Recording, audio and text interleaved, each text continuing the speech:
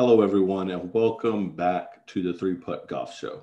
It's been a while, but we're in a new studio here in San Antonio, Texas.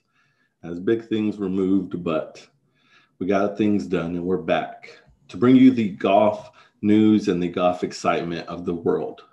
Three Putt Golf Show likes to thank Legacy Maker Sports Network for providing us this platform. And get ready, guys. We got a lot to discuss.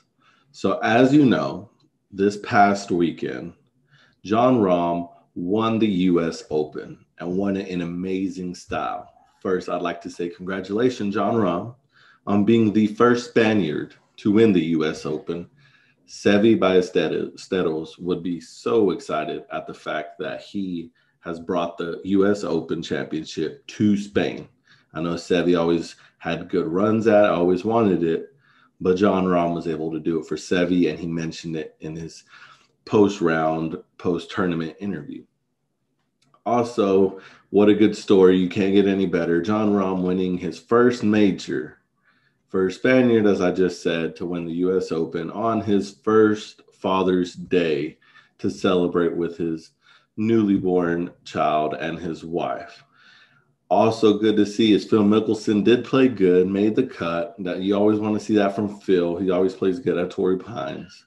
But he was there to congratulate Jon Rahm, and it is evident, unlike Brooks Koepka and Bryson DeChambeau, which we will talk about, Jon Rahm and Phil Mickelson are best of buds, root for each other every tournament, and he definitely can learn a lot, and which has shown that he definitely has done things that emulate the lefties game.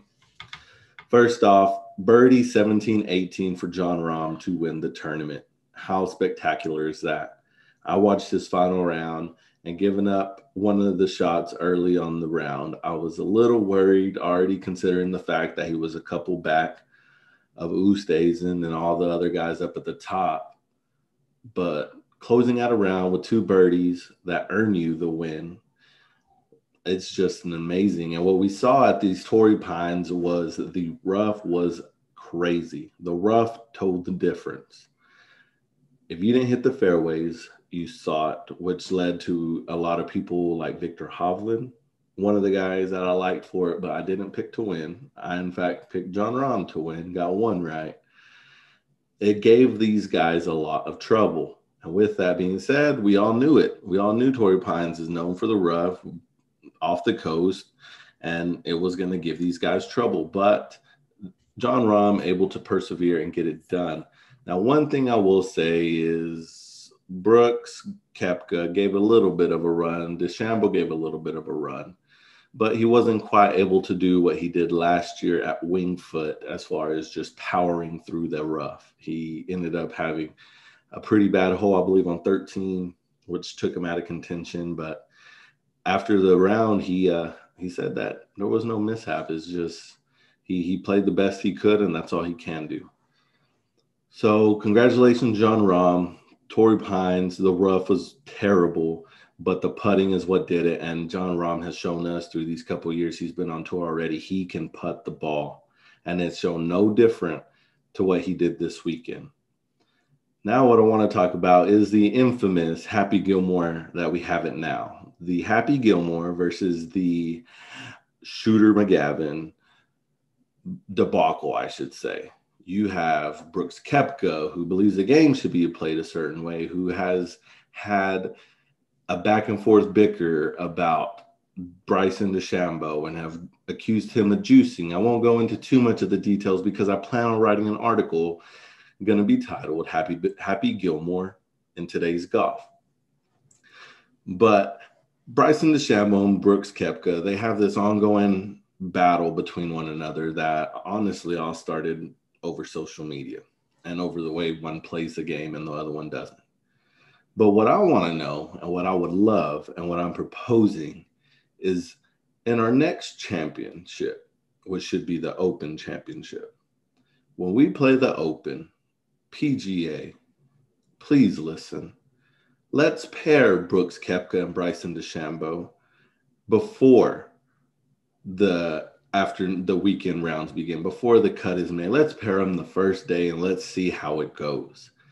I mean, this is the most attention golf has got in a very long time. after the last incident, whenever Brooks Koepka, I rolled into next year, I would say, when Bryson DeChambeau walked past him and he hurt him.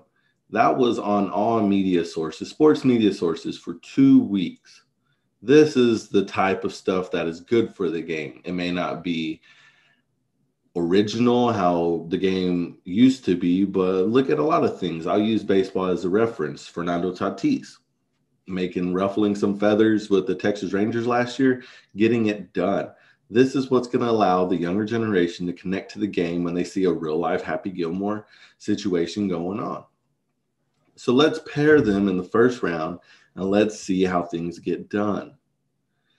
But on to talk about what's going on this week in the PGA. This week we have the Travelers Championship, and we are going from the coast in San Diego all the way across the other part of the country to Connecticut. This course in Connecticut is one that can give these guys a real handful. It is one that you can shoot low if you hit the fairways. It is one that you can score really well, but if you don't, it will hurt you. It's not as bad as Torrey Pines. I will admit that. It's not, the rough isn't going to be 3 inches long, completely full. It's going to be pretty average for you to say, but you're going to be able to score low. And in the past, Bubba Watson, who would be a clear favorite, has played very well at this tournament and have done great things. And this course is called the TBC River Highlands course. This is going to be jam-packed. We have Varner in this. We have Tony Finau in this. And I'm going to go ahead and say right now, I pick Tony Finau to win this tournament. I know we've talked about in the past Tony Finau not being able to close tournaments. We've talked about Tony Finau just being in his own head, contending till the very last 9 holes and then just letting it down. But we also have a Charlie Hoffman, and we have an Answer, and we also have Keegan Bradley and KH Lee. These are just some of the notables that are in the tournament along with Cameron Smith. Now, I am a Cameron Smith fan. I believe he is going to do good, but look for Tony Finau to obviously be in contention. This is a course that he's played well in the past. This is a course that he's done the right things, as so many other courses. He just can't seem to finish, but I hope he can get it done. The second one that I'm going to pick for a top 5 finish is going to be Mark Leishman. I feel he is right on the verge of winning a tournament. It's been a little while since he's won, and he's definitely due. And then for a top 10 finish, I'm going to go Scottie Scheffler. Scottie Scheffler has had his name. He had his name in the mention this past week at the U.S. Open, but he just hasn't been able to quite get over the hump. He can easily get a top 10 finish here at this course. It's going to come down to obviously putting. It always is. It's always putting, I know. But the putting and being able to score low because you're making your putts is what's going to tell the difference in this tournament. It's going to be huge for these guys to score as low as possible. If you can average 5 to 6 a day, you're going to be fine. But if you hang around 3 or 2, you're going to get left in the dust. This is a tournament that you can score super low on. Well, that's all for this week. Stick around next week as we cover the recap of this tournament, and we look forward to next week. And we get a little bit closer to hopefully getting a Brooks Koepka and a Bryson DeChambeau meeting at the Open Championship. Thank y'all for watching the 3-Putt Golf Show. And don't forget, go to Legacy Maker Sports Network during the NBA playoffs, the NHL playoffs, for all your sports needs and knowledge updates, because we have it and you don't want to miss it. Thank y'all.